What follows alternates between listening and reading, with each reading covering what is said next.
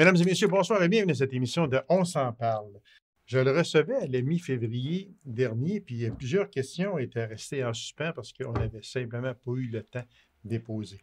Alors, il nous revient aujourd'hui et avec grand plaisir, je le reçois. C'est le président de l'Union des producteurs laitiers de l'Abitibi-Témiscamingue, M. Gabriel Rancourt. Monsieur Rancourt, bonsoir. Bonsoir.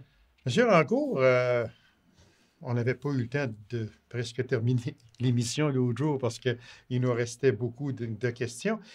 Mais j'ai tassé ça un peu parce que ce qui a fait les manchettes, puis je dirais quasiment la manchette mondiale, on a une pandémie, mais on va laisser ça de côté pour aujourd'hui. Mais on va parler de l'huile de palme. L'huile de palme, moi là, je me fie à 150% à vous parce que j'ai lu dessus, mais je ne suis pas capable de l'expliquer, mais pas parce que je ne connais pas ça. Mais j'ai dit, je suis certain que M. Rancourt, lui, il va nous l'expliquer, par exemple. Mais c'est quoi exactement que l'huile de palme? Parce qu'ici, on a des gros titres qui disent Industrie laitière, l'huile de palme sort enfin du menu. L'huile de palme dévorée par sa mauvaise image. C'est quoi l'huile de palme, M. Rancourt? Bon, ben, premièrement, d'entrée de jeu, il faut dire, de l'huile de palme, c'est un arbre. C'est un arbre qui pousse dans un pays chaud. Oui, c'est ça, oui. Mais ce n'est pas des palmiers comme on voit là, dans le sud. C'est un autre arbre, c'est une autre sorte d'arbre qui pousse là, en Amazonie, puis dans des places comme ça. Puis ça produit beaucoup d'huile. De la palme, là, ce genre d'arbre-là, ça produit beaucoup d'huile. Bon, ce produit-là, quand il a été introduit en Europe, c'était introduit, ça, par les véganes, puis c'était un produit de très haute gamme, ça. L'huile de palme, c'est de très haute gamme, c'était pas un produit, c'est un produit végétal, comme de l'huile de maïs ou de l'huile de canola, de l'huile de colza, peu importe l'huile. Puis c'était pas trop dispendieux à produire. Mais à l'époque, là, ils vendaient un bon prix, là. Puis c'était encore assez dispendieux. Bon, ça a été introduit comme ça, puis là, ça a gagné l'Amérique. Puis là, c'est utilisé, là, si vous regardez dans votre armoire, là, il n'y a pas beaucoup de produits qui n'en contiennent pas. Ah oui? À peu près tous les produits en contiennent. Si vous prenez, surtout tous les produits comme les gâteaux, les biscuits, ça note tout. Les margarines en a, la Becel en a, le Nutella, il est fait surtout. Ça, oui. C'est le deuxième ingrédient, le Nutella. Mais qu'est-ce qui a fait que, d'un coup, comme ça, tout le monde en parle? Bon. Ce qui s'est fait, c'est qu'à un moment donné, il y a un monsieur qui s'appelle Sylvain Charlebois. C'est un monsieur, lui, c'est un drôle de type, en tout cas. Moi, c'est pas mon rang ben, mais de toute façon. Lui, il travaille à l'Université d'Andalousie, là, dans les Maritimes. OK. Puis, apparemment, que c'est un spécialiste dans les questions alimentaires. Puis, récemment, il est rendu chroniqueur pour le Journal de Montréal. Bon, lui, il a sorti ça, là, il a sorti une chronique, là, puis c'est pas faux ce qu'il dit, là. Il a sorti une chronique, il disait que le lait, parce qu'il y avait eu plusieurs remarques récentes, là, que, là, apparemment, là, moi, je n'ai pas remarqué ça, je ne sais pas si vous l'avez remarqué, mais apparemment que le beurre restait dur même à la température de la pièce. C'est ça que j'ai lu, exactement. Bon. Moi, fait que là, moi, je n'ai jamais remarqué ça, là, moi, quand c'est... Mais, et moi non plus. Je n'ai jamais remarqué ça non plus. J'ai jamais resté surpris en lisant ça. Comment se fait le beurre? Non, le beurre, si on laisse... Sur le comptoir maison, il va devenir... il va devenir mou. Il oui, devient tartinable. Oui, voilà, exactement, c'est ça. C'est sûr qu'en plein hiver, si votre armoire est du côté nord et que c'est frais, là, ça va durcir un peu, mais à part de ça. Mais là, nous autres, là, fait que là, il a dit ça. Lui, ce qu'il a dit, c'est que dans l'alimentation des animaux, il pouvait avoir de l'huile de palme. Bien, lui, il ne disait pas il pouvait, il disait qu'il en avait de l'huile de palme dans l'alimentation des vaches laitières. Bon. Fait que là, il faut comprendre c'est quoi. Fait que là, je vous résume ça vitement, là, c'est que l'huile de palme, l'industrie alimentaire américaine et européenne, puis mondiale, utilise beaucoup d'huile de palme dans différents produits, à peu près tout ce que... Regardez-les dans l'armoire, là. Prenez n'importe quel produit, lisez l'étiquette, ça va être écrit huile de palme. Sûrement, je vais écrire ça. La seule place que je n'ai pas vue, c'est dans les produits alimentaires pour les bébés, ça va de même, il n'y en avait pas tout le temps. Pas tout le temps. Mais ce n'est pas un mauvais produit, il faut faire attention. C'est un produit comme l'huile de canola ou l'huile de maïs, c'est un produit comme ça. C'est pas plus mauvais, c'est pas meilleur. Le défaut que ça a, c'est qu'à tort ou à raison, c'est que vu que ces produits-là, ça vient de la forêt amazonienne, fait qu'eux autres, ils vont bûcher pour produire. C'est plus payant faire ça que de laisser pousser le bois. Là. Fait qu'ils défrichent, puis ils déforestent pour cultiver de l'huile de palme, pour approvisionner le marché mondial. C'est ça le problème. Fait que là, nous autres, c'est ça notre principale critique qu'on a, là, les producteurs de lait. Non pas sur le produit lui-même, non. mais c'est de la manière qu'il est extrait. C'est de la manière qu'il est cultivé, c'est qu'il rentre en compétition avec l'écologie, avec la planète. Il faut sauver la planète. Fait que là, si tu déforestes pour faire de la culture d'huile de palme, bien là, c'est pas bon. Puis je suis convaincu que c'est pas terrible non plus. Bon. Là, nous autres, qui c'est qu'il faut faire attention, puis bien attention, c'est que nos vaches, là, ils ne consomment pas d'huile de palme. Moi, je me souviens, quand ça a sorti, là, il y a un journaliste qui m'a appelé, il dit, là, vous mettez de l'huile de palme dans le lait. Bien, absolument pas. On ne met pas d'huile de palme dans le lait. Nous autres, là, les producteurs de lait, ils ne touchent pas à l'huile de palme. Ils ne savent même pas c'est quoi. Bon. Fait que là, je vais vous arrêter tout de suite, là, parce que dans les questions que j'ai, on va justement aborder ce sujet-là. C'est beau.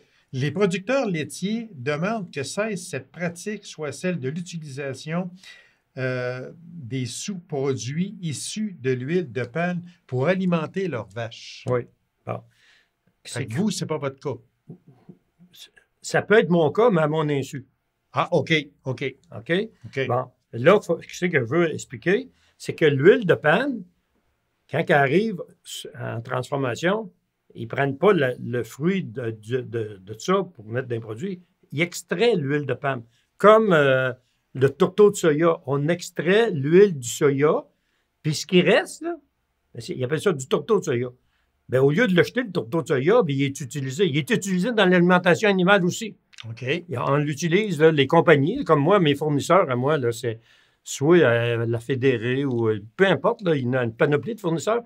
Eux autres, ils utilisent des intrants pour faire nos concentrés qu'on donne à nos animaux. Fait qu'ils utilisent toutes sortes de produits. Ils utilisent du maïs, du blé, de l'avoine, ils utilisent tout ça. Puis, pour avoir de l'énergie, ils utilisent des huiles. Ça peut être de l'huile de maïs, l'huile de canola, l'huile de colza, peu importe l'huile. OK. Puis, l'huile de palme aussi. Bon, ben, l'huile de palme qu'ils utilisent, comme toutes les autres huiles, c'est pas l'huile qu'ils utilisent. Ils utilisent les déchets, les sous-produits qui ont extrait l'huile de palme. Ça veut dire qu'eux autres, ils reçoivent la brute, là, ils reçoivent un matériel, je ne sais pas si c'est une noix, je ne sais pas c'est quoi. Ils le broient, ils sortent l'huile. Le restant, là, qu'ils jetteraient, là, ben là, l'industrie alimentaire animale le capte. Ah, OK. Puis là, ils l'introduisent dans nos rations alimentaires pour qu'on soigne nos animaux avec. Donc, c'est pas l'huile. Ben non, ça coûterait bien trop cher. Ce serait pas achetable. Nous autres, là, on n'aura pas les moyens d'acheter ça. Là. C'est cher, ça, là. Même les extraits sont chers. OK. Fait qu'il m'arrive venu, l'huile est pas mal plus chère. Bon. Puis là, nous autres, nos spécialistes en alimentation, là, nos agronomes, tout ça, qui ont fait des formations, là, ben là, eux autres, ils disent, tu sais, les résidus, la drèche de palme, la drèche de ce produit-là, là, les restants qui seraient jetés, là, ben c'est une plante. Puis nos vaches, c'est des ruminants qui consomment des plantes. Fait qu'ils ont dit, ce serait peut-être bien une bonne idée qu'on prenne ça au lieu de le jeter. Il reste encore un petit peu d'huile dedans, de l'énergie. On va l'introduire dedans, puis ça va augmenter l'énergie des rations. Puis là, on va donner ça à nos vaches, puis nos vaches vont donner du lait. Puis comme là, on a dit, parce que là, il faut comprendre, je vous l'ai dit tantôt, le problème, là, c'est par rapport à la déforestation. Oui, puis bon, exactement. ça, c'est la principale affaire. C'est pas que le produit n'est pas bon. C'est approuvé par tous les gouvernements, ce produit-là. Il n'y a aucun problème. Mais ça envoie une mauvaise image. Bon. Fait que là, vous comprenez que même si tous les producteurs de lait du Canada, ils arrêteraient de nous utiliser, c'est ce qu'on a demandé, d'arrêter de nous utiliser, bien, ça ne sauve pas un arbre, là. Parce que là, ils vont sortir l'huile pareil pour faire du Nutella puis de la margarine. Ils vont tous sortir l'huile pareil. Fait que vous aimeriez mieux ne pas l'utiliser, mais il est là, vous l'utilisez, parce que si ce n'est pas vous ou les producteurs laitiers, ça va être autre chose. Bien, ça va être jeté. Je ne sais pas ce qu'on va faire avec ça. C'est ça. Ces résidus-là. C'est comme la drèche de brasserie. La drèche de brasserie, là, quand ils font de la bière, là, ils mettent de l'orge, du houblon, ils mettent toutes sortes de produits, puis ils extraient la bière là-dedans. Mais là, toute l'orge et le houblon, là, ça reste là, là. Ça reste là, là. Il faut qu'ils fassent de quoi? Soit qu'ils le jettent, ou qu'ils fassent de quoi avec ça. Fait que là, qu'est-ce qu'ils font avec ça? et ils le donnent à des cochons ou à des animaux à bœuf. Fait que les parcs d'engraissement qui sont proches d'une brasserie, bien, ils utilisent la drèche de brasserie, les restants. Là. Un coup qu'ils ont sorti la bière de l'orge, bien, ce qui reste, là, il y a encore. Puis il y a de l'alcool là-dedans un peu. Là. Les animaux aiment bien ça. Fait que là, ils utilisent ça, puis ils mélangent ça à l'ancillaire, puis là, les vaches mangent ça, les vaches à bœuf.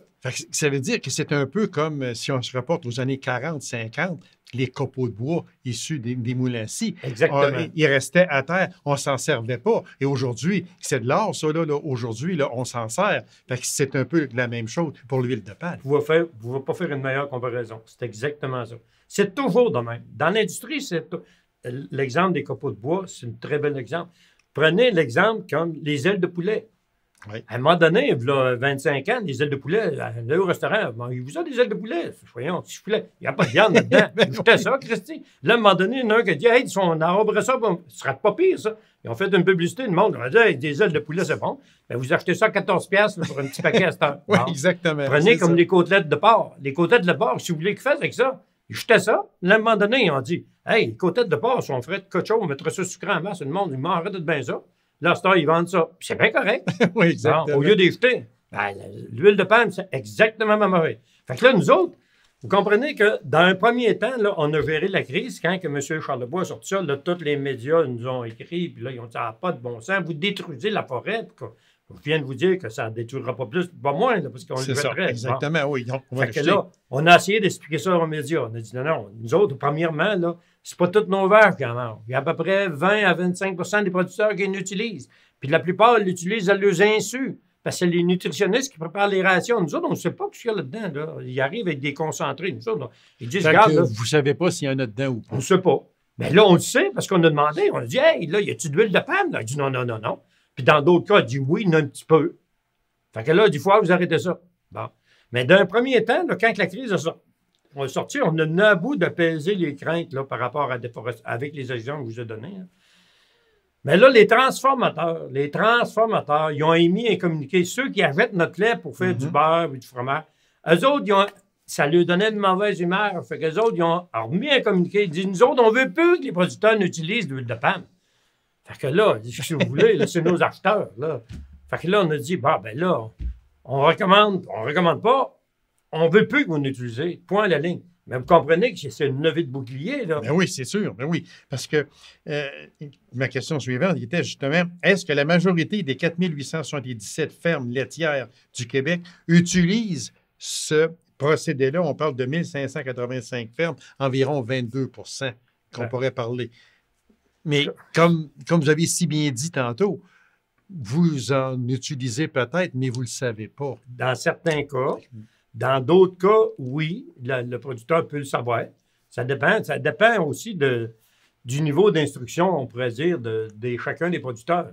Un producteur qui a été à l'école jusqu'à l'université, puis qui a étudié l'alimentation animale de façon bien précise, lui, il sait l'avantage de ces produits-là. Fait que lui, il peut dire, moi, là, mais c'est surtout pour les vaches en début de lactation. Les vaches qui viennent de véler. Une vache, là, une lactation, une vache, quand elle a son petit veau, là, ça commence à donner du lait, puis ça alimente beaucoup, beaucoup, beaucoup. Puis dans les 60 premiers jours de sa lactation, ça se donne beaucoup plus que ça consomme.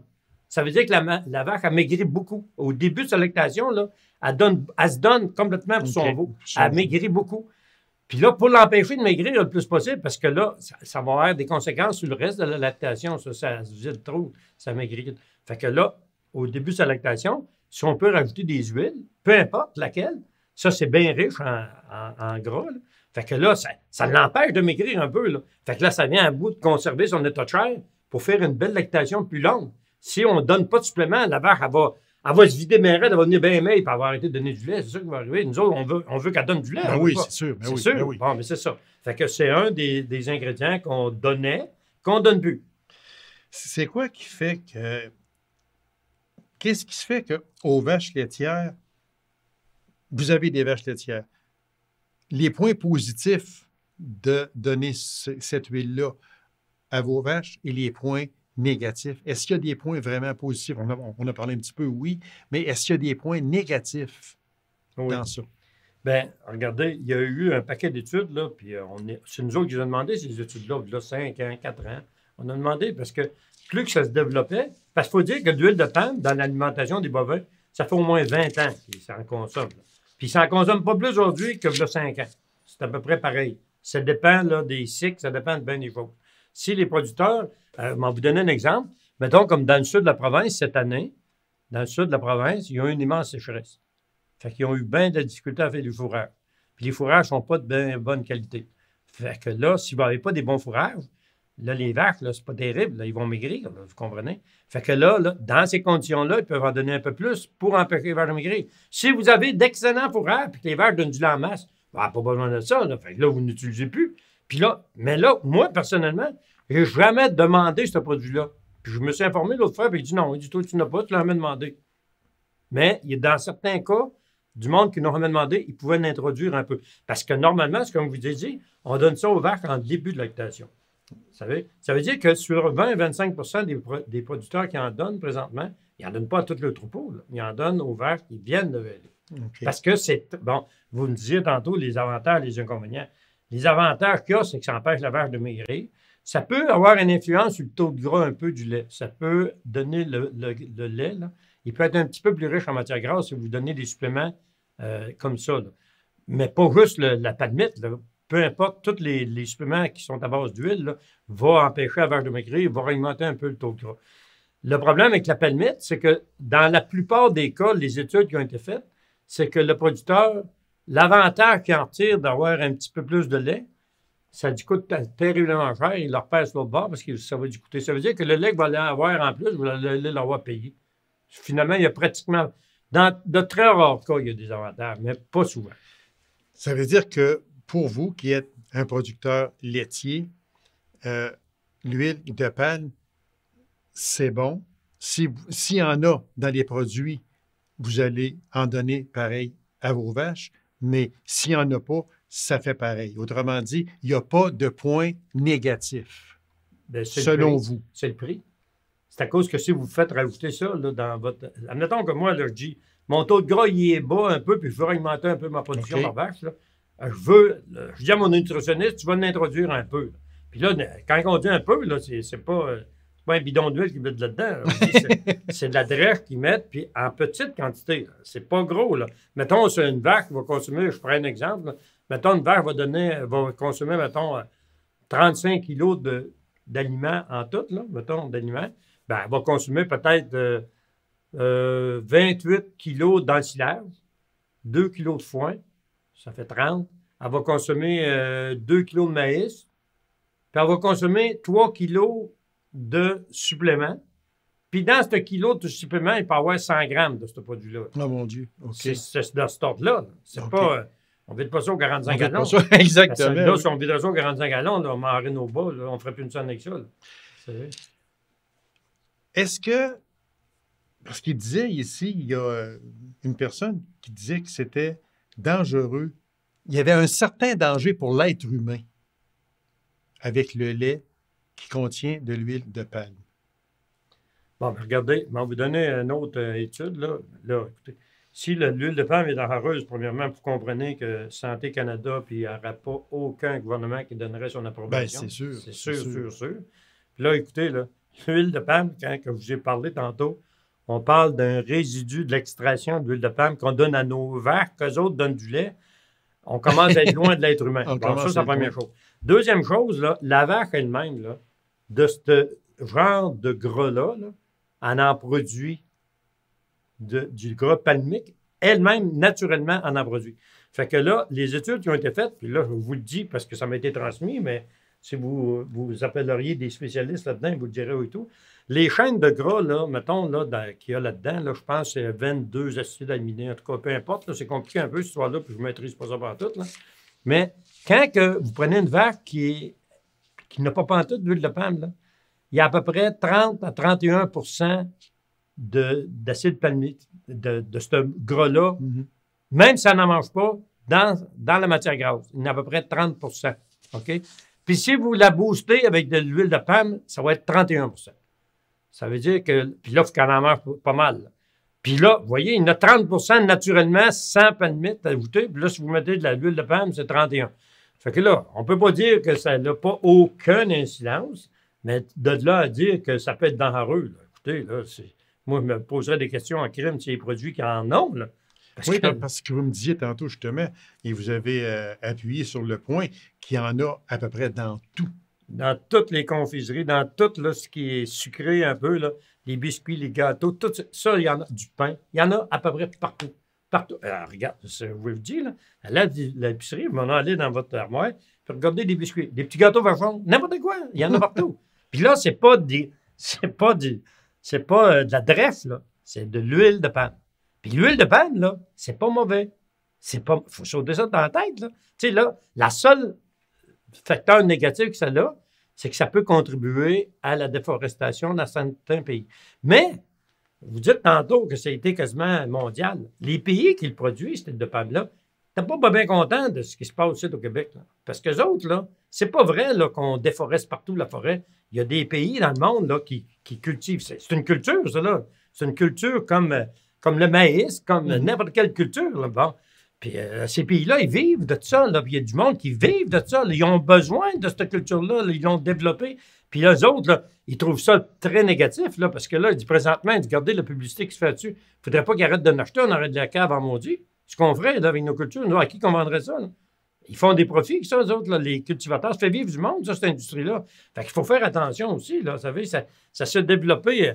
Prenez comme dans l'Ouest, allez là dans l'Ouest, là, il se fait du canola bien gros. Hein. Oui, admettons qu'ils sortiraient un article qui dirait que le canola, c'est poison vif, arrêtez de consommer ça. Mais là, vous venez de jeter une industrie. L'Ouest canadien, il s'en irait en banqueroute parce qu'ils en produisent énormément. C'est ça. Fait que là, ce monde-là, s'il attendrait parler des rumeurs comme ça les découragerait un peu. Il dirait, tabarnou, arrêtez, là, celui-là, c'est pas si méchant que ça, là, tu sais. À un moment donné, là, vous savez comment c'est. Hein? À un moment donné, c'est comme le beurre. À un moment donné, le beurre, c'est bon rien, ça donnait le cholestérol partout. Le monde crevait tout. Arrêtez de manger ça, c'est bon. Comme les œufs. Les œufs, à un moment donné, vous êtes à peu près de mon âge. Il y a une période là, que vous ne voulez pas manger d'œufs.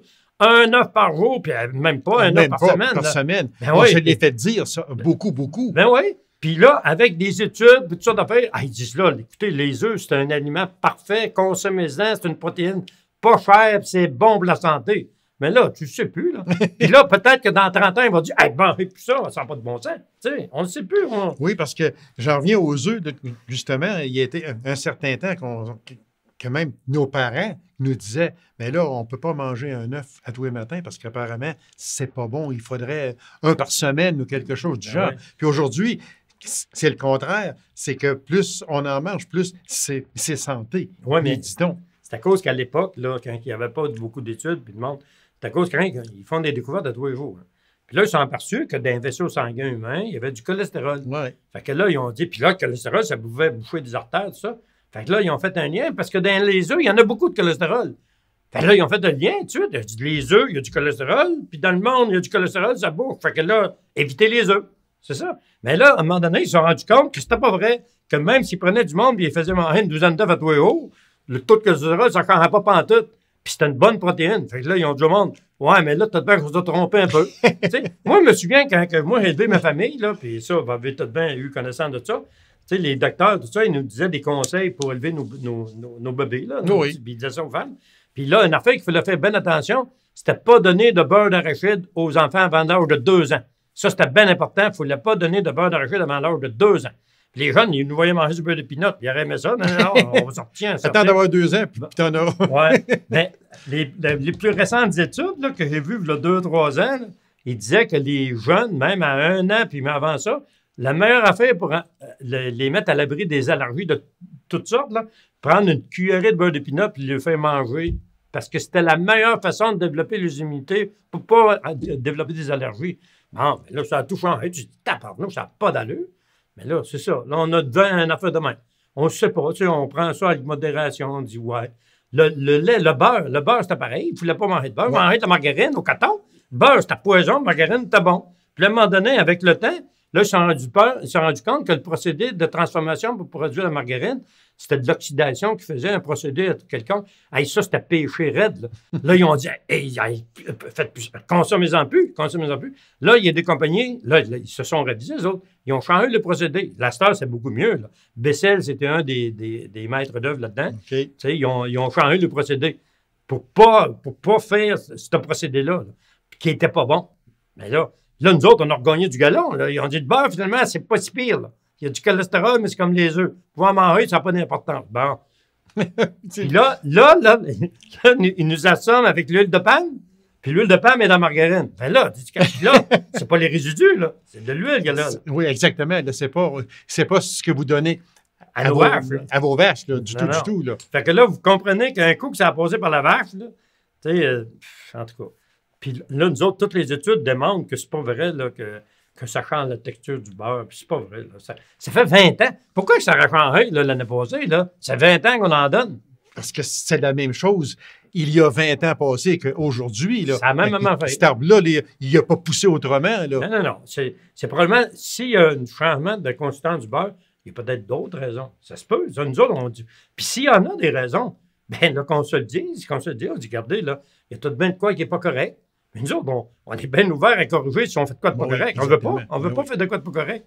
Comprenez que le lait, c'est tellement un produit qui est associé à la santé, puis c'est les enfants. On veut pas empoisonner personne. C'est bien clair. Absolument pas, exactement.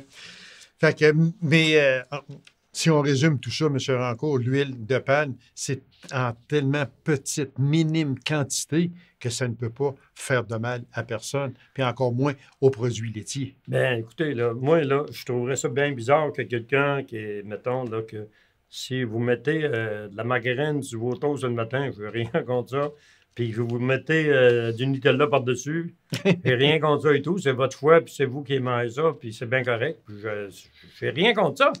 Mais ça, là, ça contient beaucoup d'huile de palme. Bon. Le lait, il n'en contient pas, c'est comme je l'ai dit, il n'en contient à peu près pas. Fait que là, moi, je veux bien prendre les torts qui nous reviennent, là, mais là, écoutez, là, vous voyez bien que c'est 2 poids, 2 mesures, ça fonctionne ça. En tout cas, une chose est certaine, M. Rancourt, c'est que vous nous avez vraiment éclairés et vous êtes un fin connaisseur. Puis merci de vos explications parce que quand on lisait, là, ça a sorti au mois de février passé, c'était, mon Dieu, c'était là, les vaches laitières mangeaient ça, comme vous dites, au ciot, excusez l'expression, mais c'est comme si l'huile était là puis la vache allait s'abreuver dedans. Là. Hey. C'est un peu ça là, qu'on voyait. Là. Non, mais écoutez, ça arrêtait ça. Là. Il n'y aurait pas eu des femmes longtemps, on aurait tout fait banqueroute. Exactement, parce que le produit est très, très dispendieux. Ouais. Moi, si je vends, mettons, 1000 pièces de produits par jour, il faut nécessairement que ça me coûte moins cher que 1000 pièces par jour parce que je n'arriverai pas. Exactement. Si ça m'en coûte 1500, je ne serais pas en fait bien longtemps. Là. Dis-tu mettre la clé sur la porte dans ce temps-là? C'est bien clair, ça ne peut pas aller. Monsieur Rancourt, j'aurais voulu vous parler d'Internet haute vitesse. On en a parlé juste un petit peu l'autre jour. Le temps nous manque encore, mais pour vous, avec votre ferme laitière, Internet, c'est indispensable. Bien, surtout de ce temps-là, parce que moi, je suis administrateur pour les producteurs de lait, puis au moins, je dirais, il n'y a pas une semaine qui se passe sans qu'on ait des conférences téléphoniques, puis des Zooms, puis des tout ça, vous, c'est essentiel. Puis là, ça coupe à tout bout de champ. Et voilà. Fait que c'est pas drôle. Mais on est supposé tout arranger ça. Monsieur Rancourt, merci. C'était encore très, très intéressant. Puis je vous remercie de votre présence à cette émission. Ça me fait plaisir. Merci beaucoup, M. Rancourt. Alors, mesdames et messieurs, merci d'avoir été là. On se donne rendez-vous à une prochaine émission. On s'en parle. Au revoir et bonne soirée.